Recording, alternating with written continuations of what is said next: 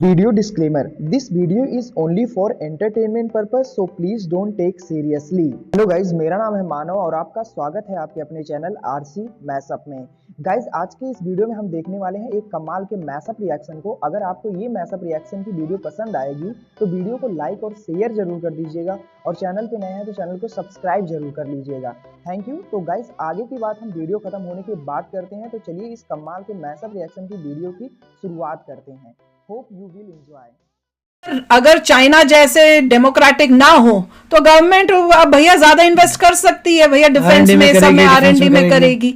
पर यहाँ पे बिकॉज ऑफ डेमोक्रेसी और लोगों को चाहिए ही फ्री बीस, तो क्या करे गवर्नमेंट जो आई है वो क्या करे। और दूसरा ये है कि जब कंपेयर करते हैं तो ये भी देखना चाहिए कि भैया मोदी जी के आने के बाद अभी जो बजट है वर्सेस जैसे डिफेंस में या R&D में दिया है, उसको कंपैरिजन करो मोदी जी से आने से पहले, उसमें कितना डिफरेंस हुआ है और कितना बड़ा है, उससे पता चलेगा कि देश की तरक्की कितनी हो रही है। रॉ नंबर ज्यादा हेल्प नहीं करते, आपको परसेंटेजेस हेल्प करती हैं या evaluation comparison of previous year, उससे ज्यादा आपको हेल्प होता है। वर्सेस कि इतने करोड़ यहाँ पे है, उसका कंटेक्स्ट नहीं है कि लास्ट टाइम कितना था, कितना बढ़ा, कितना रिड्यूस हुआ, कहाँ है। मगर जो भी है, पॉइंट ये है कि मिडिल क्लास का, मैं कहूंगा कि काफी अच्छी बात है कि ऑल टुगेदर हमारे देश में जो मिडिल क्लास है इनको थोड़ा रिलीफ मिला है, बट और भी बहुत कुछ करने की अभी आवश्यकता है।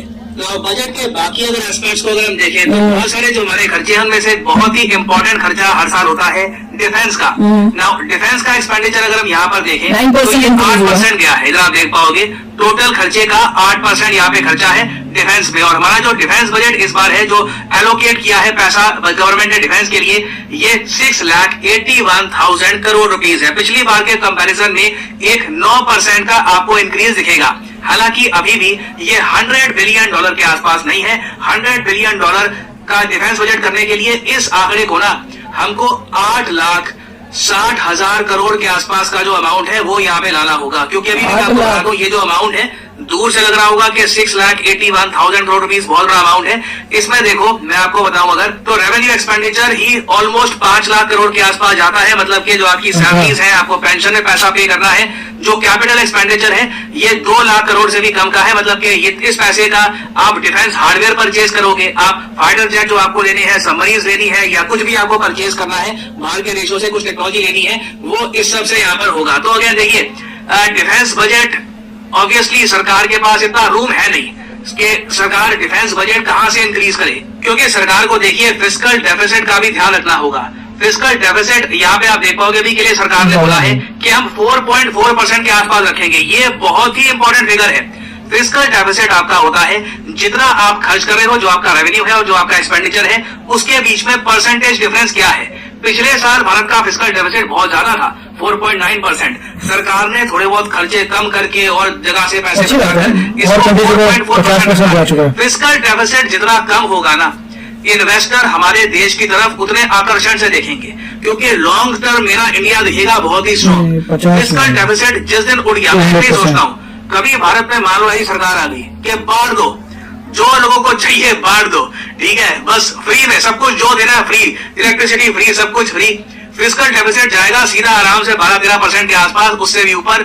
और फिर देखिए वो जो आपके लिए IMF के दरवाजे और बाकी और जो फाइनेंशियल ट्रबल्स होती है कंट्री के, वो खुल जाते हैं। हम उससे बहुत दूर हैं। हमारा जो फॉरेन एक्सचेंज रिजर्व है ये भी आज के समय काफी स्ट्रॉन्ग है। फिस्कल डेफिसिट को भी हमने काफी हद तक कंट्रोल करके रखा हुआ है। This is all very good for India.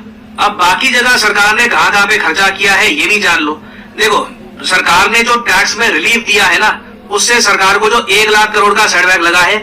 आप देख लो एजुकेशन में भी ना जो टोटल खर्चा होता है बजट का, ये भी 1,28,000 करोड़ रुपीस होता है। तो मतलब ऑलमोस्ट मान लो जितने का टैक्स रिलीफ है उतने का हमारा सारा एजुकेशन का खर्चा है पूरे देश का इस बजट में। हेल्थ केयर का भी आप अगर देखो सेम आपको मिलेगा 98,000 करोड़ रुपीस। अर्बन डेवलपमेंट भी सेम आपको मिलेगा। तो इसलिए मैं वही सोच रहा था अब सरकार वो वहां पे जो गैप है इसको कैसे पूरा करेगी, क्योंकि देखिए या तो हम एक काम ये कर सकते हैं, मैं इसलिए काफी एंथुसियास्टिक हूं ये देखकर कि हमारे डिफेंस इक्विपमेंट बिक रहे हैं, कि या तो हम अपने डिफेंस इक्विपमेंट बेचे, मिसाइल बेचे, टैंक बेचे, बंदूकें बेचे, उससे पैसा कमाए, या फिर इसरो जो पैसा कमाता है हमारे लिए वहां से हम पैसा कमा ले, या फिर किसी इसमें वहीं पे आगे इन्वेस्टमेंट होनी चाहिए, वहां से थोड़ा सा हमने पैसा कमा लिया, यहाँ से हम एक्स्ट्रा पैसा अर्न कर सकते हैं, जो ऑल टुगेदर हमारे देश की education, health care, urban development, transportation, infrastructure, यहाँ पे हम खर्चा करेंगे ऑल टुगेदर। बाकी देखिए फिर हमारी बहुत सारी स्कीम्स भी हैं, जैसे for example Mahatma Gandhi national rural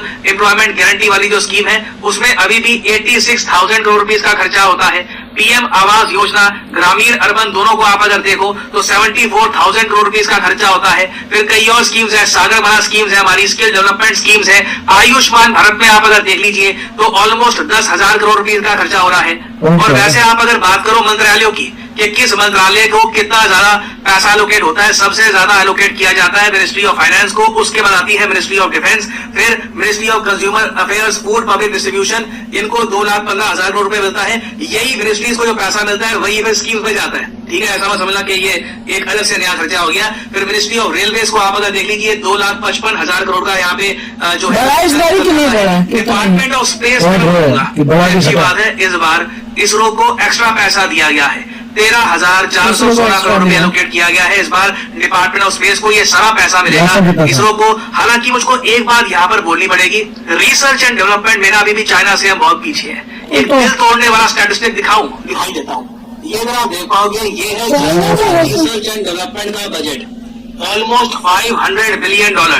India का रिसर्च एंड डेवलपमेंट आप अगर बजट मोदी जी के आने से पहले क्या था वो भी देखा था, बिलियन डॉलर्स के आसपास मिलेगा। ये भी कई स्कीम वगैरह का जो एडिशनल पैसा है उसको जोड़ के मैं आपको बता रहा हूँ। तो ये जो डिस्पैरिटी है जब तक इसको हम पूरा नहीं करेंगे, चाइना डीप सीक जैसी और एप्स एआई ये तो बस एक आपको उदाहरण दे रहा हूँ।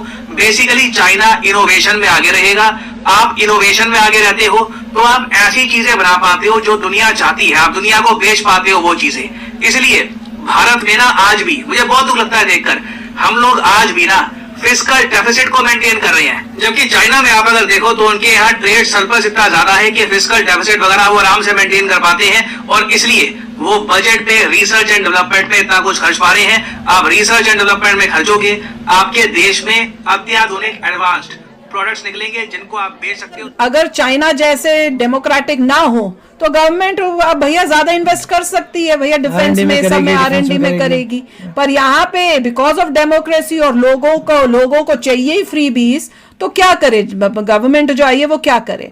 और दूसरा ये है कि जब कंपेयर करते हैं तो ये भी देखना चाहिए कि भैया मोदी जी के आने के बाद अभी जो बजट है वर्सेस जैसे डिफेंस में R&D में दिया है उसको कंपैरिजन करो मोदी जी से आने से पहले, उसमें कितना डिफरेंस हुआ है और कितना बड़ा है, उससे पता चलेगा कि देश की तरक्की कितनी हो रही है। रॉ नंबर ज्यादा हेल्प नहीं करते, आपको परसेंटेजेस हेल्प करती हैं या evaluation comparison of previous year, उससे ज़्यादा आपको हेल्प होता है वर्सेस कि इतने करोड़ यहाँ पे है, उसका कंटेक्स्ट नहीं है कि लास्ट टाइम कितना था, कितना बढ़ा, कितना रिड्यूस हुआ, कहाँ है।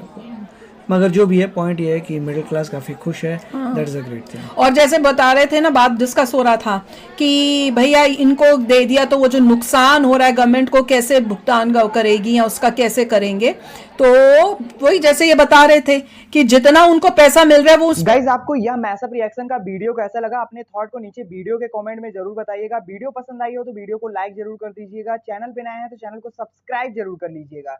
तो थैंक